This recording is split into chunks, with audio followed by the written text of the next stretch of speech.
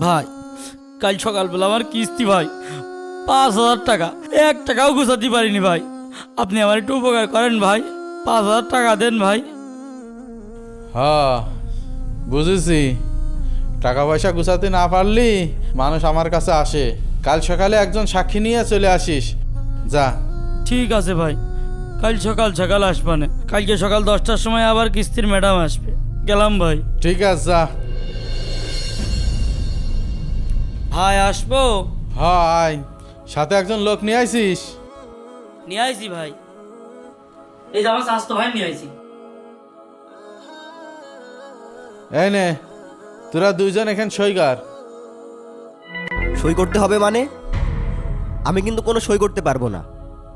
ওরে কে সই করবি না কে? তুই সই না করলে আমার টাকা দেবে না নে, একটু পর আবার কিস্তি।